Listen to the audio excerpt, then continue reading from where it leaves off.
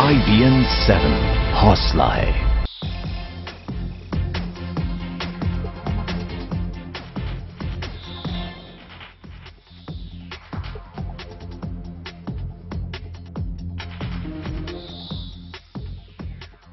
नमस्कार, मैं हूं सुमित अवस्थी। आप सबका स्वागत है 8 बजे की खबरों में। Merry Christmas to all of you. आज हम बात करेंगे जम्मू कश्मीर की। जी हां, जहां बीजेपी सरकार बनाने के बहुत करीब भी है और बहुत दूर भी है। बीजेपी ताजा चुनावों के बाद नंबर 2 की पार्टी बनकर उभरी है, लेकिन बीजेपी का इससे अच्छा प्रदर्शन आज तक नहीं रहा है और बीजेपी इस मौके को गंवाना नहीं चाहती है। सूत्रों की माने तो बीजेपी और नेशनल कॉन्फ्रेंस जो सत्तारूढ़ पार्टी थी, जो अब नंबर 3 की पार्टी है, वो दोनों मिलकर सरकार बनाने की तरफ धीरे धीरे पर्दे के पीछे कदम बढ़ाते जा रहे हैं।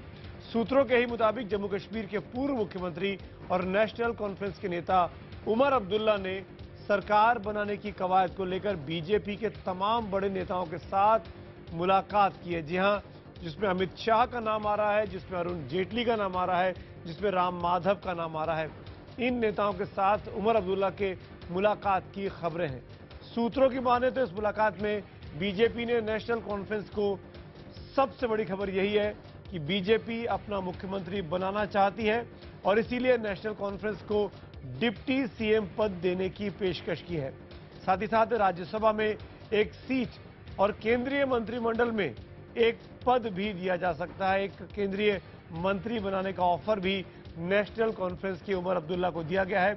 खबर तो यहां तक है कि खुद उमर अब्दुल्ला को राज्यसभा के जरिए दिल्ली की राजनीति में लाना चाहती है बीजेपी और उनको नरेंद्र मोदी की सरकार में उनके मंत्रिमंडल में जगह देने की पेशकश की गई है। ये तमाम खबरें सूत्रों के मुताबिक हम आपको ये दिखा रहे हैं। हालांकि इस मुलाकात पर उमर ने कुछ नहीं कहा, वो बहुत साफगोई से बचते दिखे। वो उमर अब्दुल्ला जो हमेशा खुलकर बात करते हैं, इस मुलाकात को लेकर वो कहीं ना कहीं कंफ्यूजन को क्रिएट किए हुए हैं। वहीं जम्मू कश्मीर बीजेपी के प्रभारी है राम माधव, उन्होंने जरूर इस मुलाकात का, अपने साथ होने वाली मुलाकात की खबर का खंडन किया है। माना जा रहा है कि बीजेपी ऐसे राज्य की सबसे बड़ी पार्टी पीडीपी पर दबाव बनाने की रणनीति के तहत हो सकता है कि इस तरह की खबरों को आगे बढ़ा रही हो, लेकिन इस बात से भी दम दिखता है कि क्योंकि पीडीपी बीजेपी से संख्या में 3 विधायक ज्यादा है और अगर बीजेपी को अपना मुख्यमंत्री बनाना है तो जाहिर तौर पर उसको अपने से छोटे पार्टनर की ओर देखना होगा। वो पार्टनर क्या नेशनल कॉन्फ्रेंस हो सकती है? हमारा सवाल इसी से जुड़ा है। क्या जम्मू कश्मीर में बनेगी पहली बार बीजेपी की सरकार? आप अपनी राय हमें एसएमएस के जरिए बता सकते हैं। आपका जवाब अगर हाँ में है तो IBN 7 स्पेस देकर Y लिखिए। आपका जवाब ना है तो IBN 7 स्पेस देकर N लिखिए और हमें 51818 पर 51818 पर अपने रिस्पॉन्सेज भेजिए। हम आपकी राय इसी कार्यक्रम में रात 8:30 बजे दिखाएंगे। कुछ खास मेहमान भी मेरे साथ चर्चा में जुड़ेंगे, जिनसे हम पूछेंगे कि क्या कवायद कर रही है बीजेपी और सबसे बड़ी बात यह कि क्या अपना मुख्यमंत्री बने, इसके लिए बीजेपी अपनी आइडियोलॉजी से समझौता तो नहीं कर रही।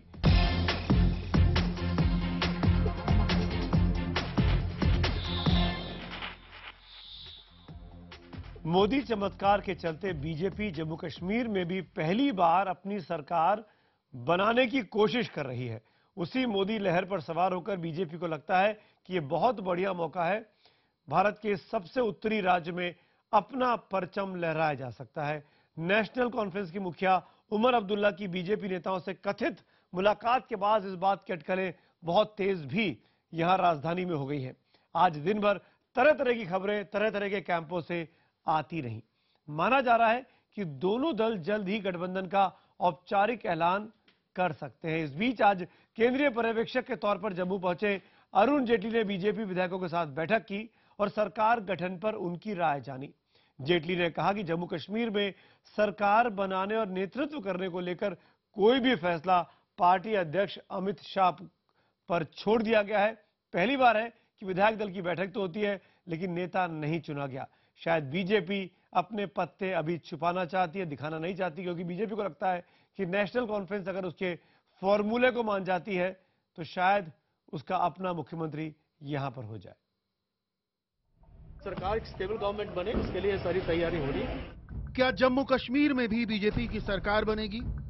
क्या बीजेपी ने जम्मू कश्मीर में मिले खंडित जनादेश के बीच सरकार बनाने का तोड़ ढूंढ लिया है? माना जा रहा है कि बीजेपी जम्मू कश्मीर में सरकार बनाने के करीब पहुंच गई है। सूत्रों के मुताबिक इसी सिलसिले में नेशनल कॉन्फ्रेंस के अध्यक्ष उमर अब्दुल्ला ने गुरुवार को दिल्ली में बीजेपी अध्यक्ष अमित शाह, अरुण जेटली और राम माधव से मुलाकात की। इस मुलाकात में बीजेपी ने सरकार गठन के लिए नेशनल कॉन्फ्रेंस को डिप्टी सीएम पद का ऑफर किया है। इसके अलावा राज्यसभा में एक सीट और केंद्रीय मंत्रिमंडल में एक पद देने का भी प्रस्ताव है।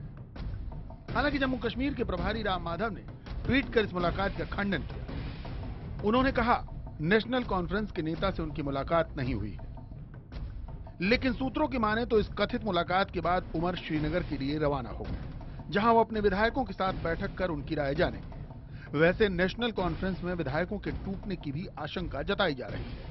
सूत्रों के मुताबिक पार्टी के 6 विधायक पीडीपी का दामन थाम सकते हैं। वहीं वित्त मंत्री अरुण जेटली ने गुरुवार को जम्मू में बीजेपी विधायक दल की बैठक में हिस्सा लिया और पार्टी के सभी 25 विधायकों के साथ अलग अलग मुलाकात कर उनकी राय जानी। पार्टी को क्या रोल अब अडॉप्ट करना चाहिए, इसके संबंध में भी विधायकों ने सुझाव दिए हैं और अंत में एक प्रस्ताव पारित करके इन सब विषयों के ऊपर पार्टी ने सेंट्रल लीडरशिप यानी राष्ट्रीय अध्यक्ष जी के ऊपर छोड़ा है। बीजेपी पहले ही साफ कर चुकी है कि वो जम्मू कश्मीर में सरकार बनाने के लिए किसी भी दल का समर्थन लेने को तैयार है। बीजेपी का दावा है कि उससे सज्जाद गनी लोन की पार्टी के 2 विधायकों समेत 6 अन्य विधायकों का समर्थन हासिल है। ऐसे में अपने 25 विधायकों के साथ बीजेपी के पाले में विधायकों की संख्या 31 हो जाती है।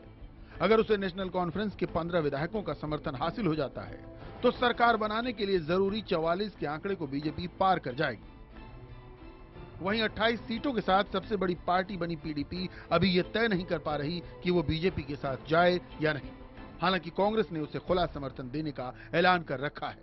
देखो, हमने तो पीडीपी को पहले ही बता दिया है कि हमारा समर्थन जब भी चाहें तो हम, जाहिर है हम बीजेपी को तो कभी सपोर्ट करेंगे नहीं। हम अगर करेंगे सपोर्ट तो हम पीडीपी को ही सपोर्ट करेंगे। कांग्रेस भले ही समर्थन देने की बात कर रही है, लेकिन पीडीपी इसलिए कांग्रेस के साथ नहीं जाना चाहती क्योंकि वो जानती है कि सत्ता से बाहर कांग्रेस से उसे ज्यादा फंड नहीं मिलेगा। वहीं बीजेपी का रुझान भी पीडीपी के बजाय एनसी के साथ जाने में है। इसकी वजह यह है कि इससे बीजेपी को मुख्यमंत्री के लिए ज्यादा तोलमोल नहीं करना पड़ेगा, क्योंकि नेशनल कॉन्फ्रेंस के विधायकों की संख्या बीजेपी के मुकाबले 10 कम है। इसके अलावा बीजेपी को लगता है कि अब्दुल्ला परिवार हमेशा से दिल्ली दरबार के साथ अच्छे रिश्ते रखने में यकीन रखता है। इन दोनों वजहों से बीजेपी को जम्मू कश्मीर में सरकार चलाने में सहूलियत होगी। श्रीनगर से नसीर अहमद और जम्मू से पवन शर्मा के साथ ब्यूरो रिपोर्ट, IBN 7। और इसी कार्यक्रम में हमारे साथ कुछ खास मेहमान जुड़ रहे हैं। इसी मुद्दे पर बातचीत करने के लिए दिल्ली से हमारे साथ है बीजेपी के नेता सुधांशु मित्तल, कांग्रेस की तरफ से पार्टी के प्रवक्ता मीम अफजल साहब हमारे साथ हैं, वरिष्ठ पत्रकार अच्छे से जम्मू कश्मीर को समझने वाले मनोज जोशी जी मेरे साथ जुड़ रहे हैं, और साथ ही श्रीनगर से पीडीपी के प्रवक्ता समीर कौल जी मेरे साथ हैं। इन चारों के साथ बातचीत करूं उसके पहले कुछ आंकड़े आपको दिखाने बहुत जरूरी है। जम्मू कश्मीर विधानसभा में कुल 87 सीटें हैं। इन 87 सीटों में कैसे इस त्रिशंकु विधानसभा की स्थिति में नई सरकार बन सकती है वो आपको दिखाते हैं। जो ऑप्शन नंबर 1 है, पहला विकल्प, बीजेपी की 25, नेशनल कॉन्फ्रेंस की 15 यानी 40 और अदर्स की 7 मिला के 47। बहुमत के लिए 44 का नंबर चाहिए। ऐसे में यह सरकार बनती है तो बीजेपी इस कॉम्बिनेशन में अपना मुख्यमंत्री बना सकती है, जिसके बारे में हमने भी आपको अपनी रिपोर्ट में दिखाया कि बीजेपी दरअसल इस कोशिश में लगी है इस तरीके से अपना मुख्यमंत्री बन जाए, और साथ साथ जो वैली की दूसरी नंबर की पार्टी है जो सत्ता से बाहर हो रही है उसके जरिए मुख्यमंत्री की कुर्सी को पाया जा सकता है। दूसरा विकल्प, बीजेपी की 25 और सबसे बड़ी पार्टी पीडीपी की 28, इन दोनों को मिला दें तो 53 का आंकड़ा बनता है, जो बहुमत से कहीं ज्यादा है। पर इसके लिए बीजेपी को कॉम्प्रोमाइज करना पड़ सकता है मुख्यमंत्री की कुर्सी से, क्योंकि पीडीपी बड़ी पार्टी है और पीडीपी चाहेगी कि मुख्यमंत्री उसका अपना हो। तीसरा विकल्प, पीडीपी के 28, कांग्रेस के 12 मिलकर 40 और इसमें अदर्स को जोड़ दें तो 47। तो ऑप्शन नंबर 1 और ऑप्शन नंबर 3 में ये अदर्स जो 7 है ये महत्वपूर्ण भूमिका निभाएंगे, कि नई सरकार किसकी हो, बीजेपी के साथ जाएं या वो पीडीपी के साथ जाएं, कांग्रेस के साथ जाएं, ये 7 किंग मेकर हो जाएंगे।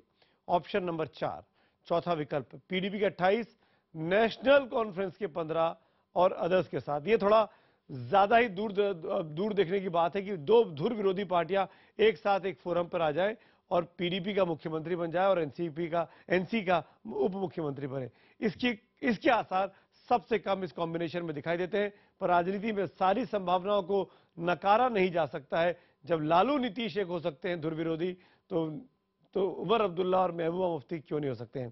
पहला सवाल यहां मैं सीधे सुधांशु मित्तल जी से पूछूंगा।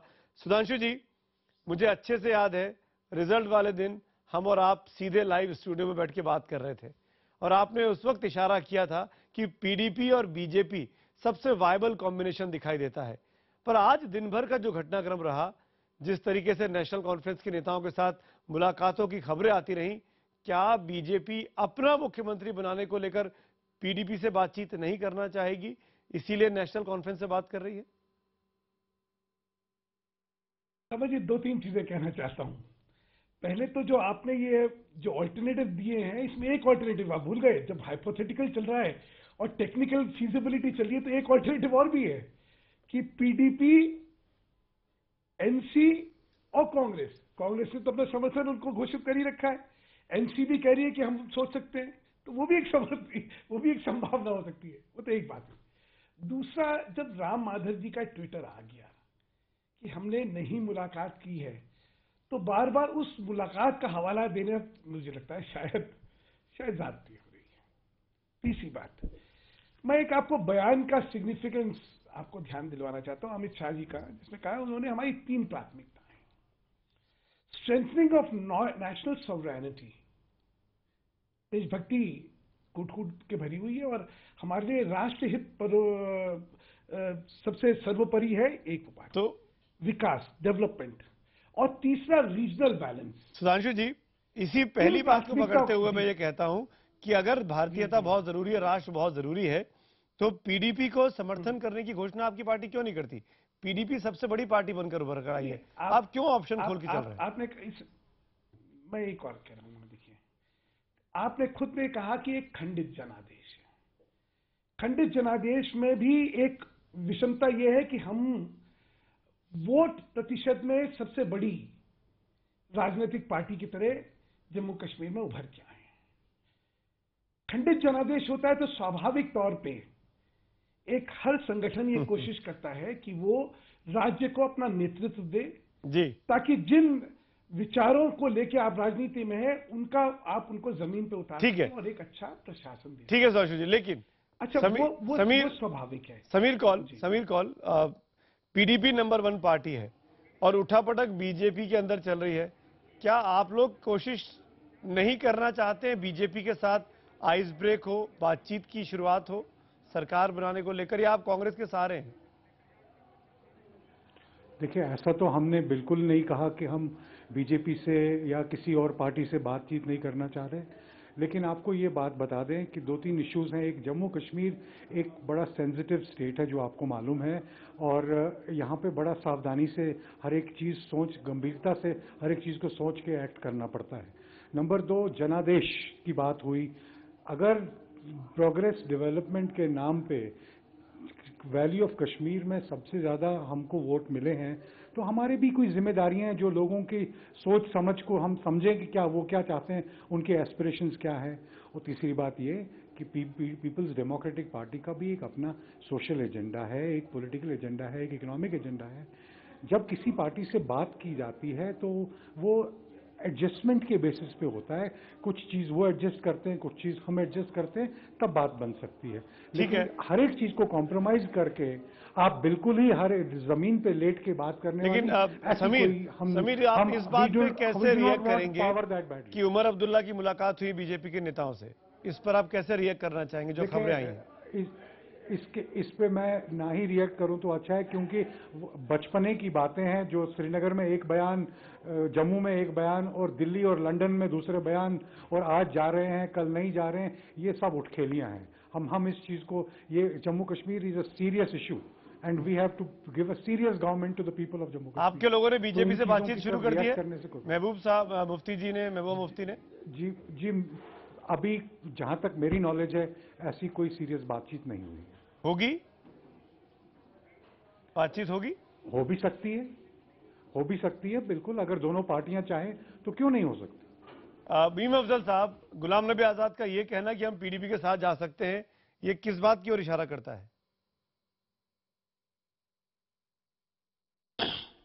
देखिए, इस बात की तरफ इशारा करता है कि भारतीय जनता पार्टी का इन तीनों में से कोई भी नेचुरल अलाई नहीं है, और अगर भारतीय जनता पार्टी के साथ इन तीनों में से मैं अपनी पार्टी को भी शामिल कर रहा हूं जी, साथ में जाते हैं तो उसका वजूद जम्मू कश्मीर में खत्म हो जाएगा। ये मैं आपको बहुत सफाई के साथ कह रहा हूं, क्योंकि मैं कश्मीर रहा हूं, बहुत जाता आता रहा हूं, मुझे वहां के सेंटीमेंट का पता है।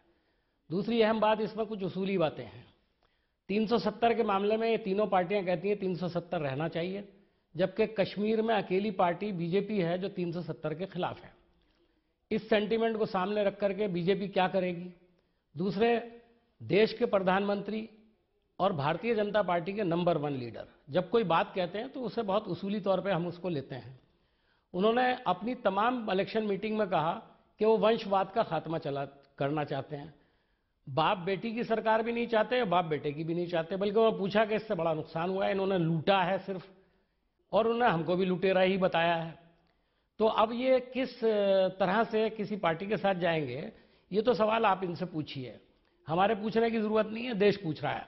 नहीं। लेकिन कश्मीर में जो इस वक्त सिचुएशन है उसमें मैं आपने जो अपनी पूरी तकरीर, अपना पूरा जो आपने एक शुरू में एक रिपोर्ट दी है, उसके अंदर एक बात आपने नहीं दी जो मैं कॉन्स्टिट्यूशनल पोजीशन बताना चाहता हूं, और यहाँ पीडीपी के रहनुमा बैठे भी हैं। सवाल यह है कि बीजेपी को गवर्नर बुलाएगा क्यों? 7 का दावा अगर वो कर रहे हैं तो 7 का दावा हम भी कर सकते हैं। तो फिर अगर 15 वाले को बुलाया जा सकता है तो 12 वाले को भी बुलाया जा सकता है 7 के दावे के साथ। और अगर हम कह दें कि साहब हम तो पीडीपी के साथ जा रहे हैं, इसमें नेचुरली सबसे पहली पार्टी है पीडीपी, जिसको इनवाइट करेंगे गवर्नर साहब। ठीक है, और जिस दिन उनको इनवाइट कर लिया तय हो जाएगा मामला किसके पास जाना है। ठीक है, भारतीय जनता पार्टी जो ये सुधांशु जी कुछ बोलना चाह रहे हैं, लेकिन मैं उसके पहले एक रिएक्शन मनोज जोशी जी, मनोज जी मैं आपका जरूर लूंगा यहाँ पे। मनोज जी, जो पूरी उठापटक चली, आज बीजेपी के कैंप से खबरें आई कि एनसी के साथ मुलाकात शुरू हो गई है, उमर अब्दुल्ला ने मुलाकात कर ली है, फिर नेताओं ने खंडन भी किया, लेकिन बहुत ही सोच समझ के खंडन किया है। कहीं भी पूरी तरीके से इनकार या ऐसी बात नहीं आ रही जिससे एनसी के साथ बातचीत टूट चुकी हो या खत्म हो चुकी हो भाव आओ। क्या पीडीपी पर दबाव डालने की कोशिश है बीजेपी की कि हम अपने सीएम को लेकर नेगोशिएट कर सके?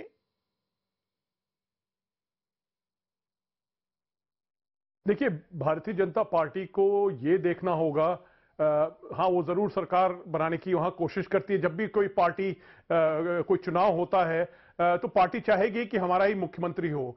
पर जहां तक कश्मीर का सवाल है, भारतीय जनता पार्टी को यह देखना होगा कि क्या ये एक पार्टी के हक वाला फैसला होगा कि देश के हित का फैसला होगा, क्योंकि ये एक संवेदनशील प्रांत है जम्मू कश्मीर। मैं समझता हूं कि बहुत सोच समझ के जो है भारतीय जनता पार्टी को आगे बढ़ना होगा। उनको यह देखना होगा कि देश का हित क्या होगा। आप ये ना भूलिए 1987 का क्या सबक था, जब कांग्रेस जो है वो नेशनल कॉन्फ्रेंस के ऊपर हावी हो गई और उन्होंने कहा कि आपको अलायंस करना होगा हमारे साथ। दोनों ने अलायंस किया और उसके बाद ऐसा एक चुनाव हुआ जिससे कि मिलिटेंसी जम्मू कश्मीर में आई। तो अभी जो है जो भी निर्णय भारतीय जनता पार्टी लेगी जी, मनोज जी, उसको बहुत सोच समझ के लेना पड़ेगा। आपके हिसाब से केवल यही नहीं देखना है कि हाँ हमारा मुख्यमंत्री यहां पे हो।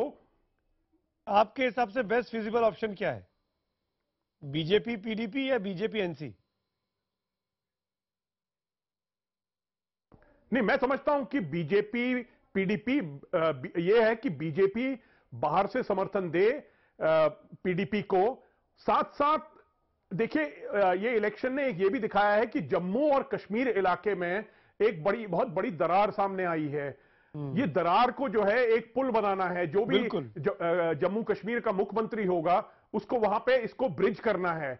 और मैं समझता हूं कि यही निगोशिएशन जो है, यही जो है आपस में बातचीत, एक हो सकता है एमओयू क्या ये लोग तय करें सुधांशु मित्तल, साहब जम्मू के लिए जो बात मनोज जी इशारा कर रहे हैं, क्या ये फिजिबल है बीजेपी के स्कीम ऑफ थिंग्स में उसकी सुरक्षा कि आप अपनी प्रायोरिटी, अपना मुख्यमंत्री का सपना पीछे छोड़ दें? सुमित जी, मैं फिर जो आज बयान अमित शाह जी का था उसकी तरफ आपको ध्यान दिलवाना चाहता हूं। शायद जो बारीकियां हैं कहीं हम लोग सब उसकी तरफ ध्यान नहीं दे रहे हैं और कहीं चर्चा कुछ भी चल रही है। उन्होंने कहा strengthening of national sovereignty, development and regional balance, 3 अपनी प्राथमिकता बताई है। एक बात, मैं जैसे मनोहर जी का तो जो सुझाव है उसको एक सिरे से खारिज करता हूं कि बाहर से समर्थन देना चाहिए। उसका कारण बतलाता हूं। क्या आपने देखा होगा कि बाहर से समर्थित सरकारें जो हैं उनकी हमेशा राजनीतिक अस्थिरता रहती है। जम्मू कश्मीर को एक अस्थिर सरकार नहीं चाहिए, ना होनी चाहिए।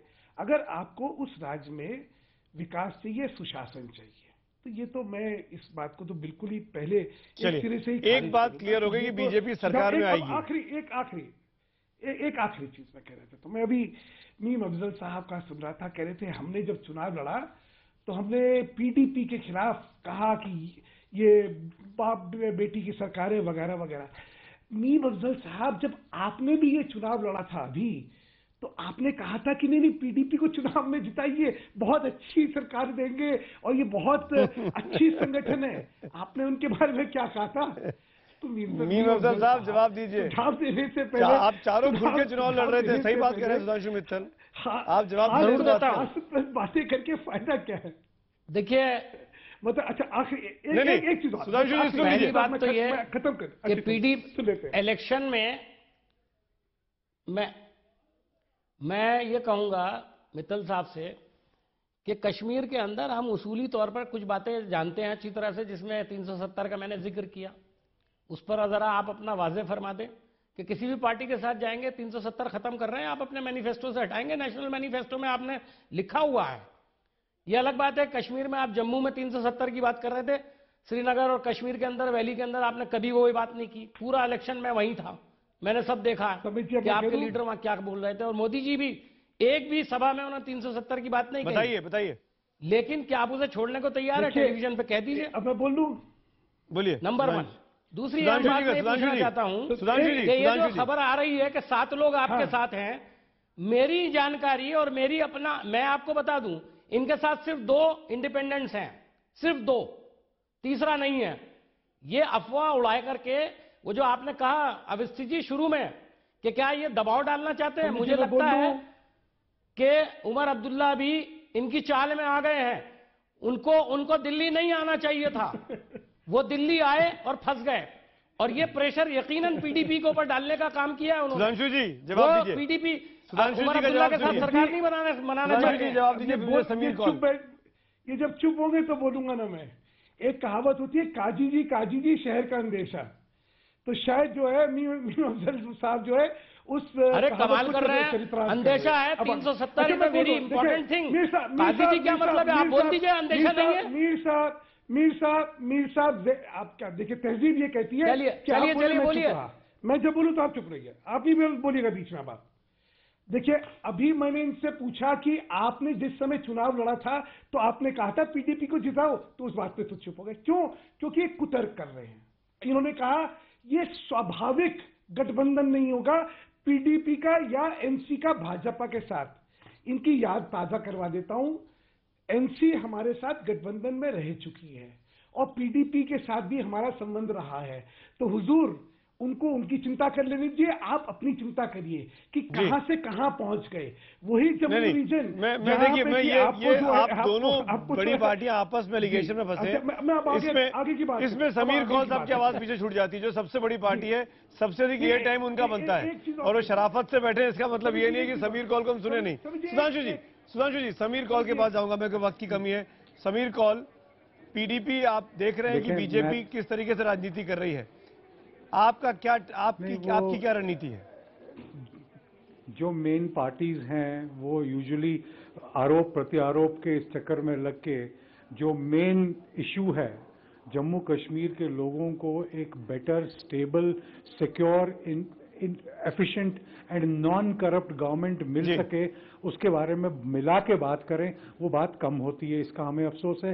लेकिन हम आपको इतना कहना चाहते हैं कि ये प्रेशर बिल्डअप करने की जहां तक बात है, पीडीपी जैसी पार्टी सिर्फ सत्ता में आने के लिए राजनीति नहीं करती, न करना चाहती है। तो क्या यंग पार्टी, समीर कौन, लेकिन आपको पॉइंटेड क्वेश्चन, क्या बीजेपी का मुख्यमंत्री स्वीकार करने को तैयार है?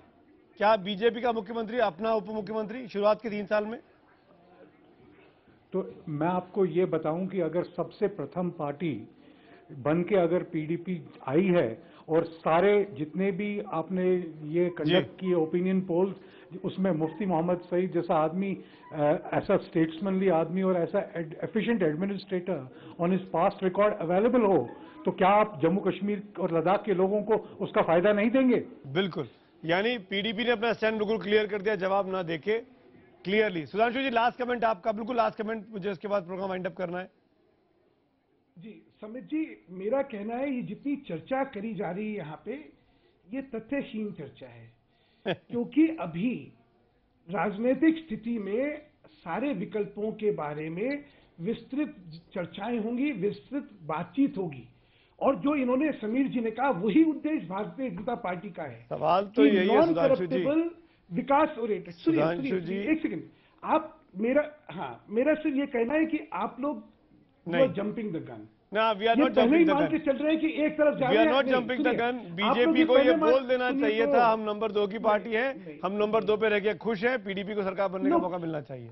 आप नहीं बोल रहे हैं, आपको क्या पता, मतलब आप ऑप्शन ओपन रखे आपने चीजों को। ना विकल्प में एक और चीज समझिए, सरकार बनेगी, कैसे बनेगी, किन एजेंडा पे बनेगी, कैसे चलेगी, क्या व्यवस्थाएं होगी, बहुत प्रश्न होते हैं। एक last comment Manoj Joshi, neutral umpire 30 seconds. Manoj Joshi, Manoj ji, BJP क्या अपनी आइडियोलॉजी के साथ कॉम्प्रोमाइज कर रही है यहाँ पे सरकार बनाने की कोशिश में, मुख्यमंत्री बनाने की कोशिश में? देखिए, मैंने आपसे पहले भी कहा, बीजेपी जो है अब गवर्नमेंट ऑफ इंडिया चलाती है, तो बीजेपी को खाली ये नहीं देखना है कि हम जम्मू कश्मीर में मुख्यमंत्री बनाएंगे, उनको ये देखना है देश चलाना है।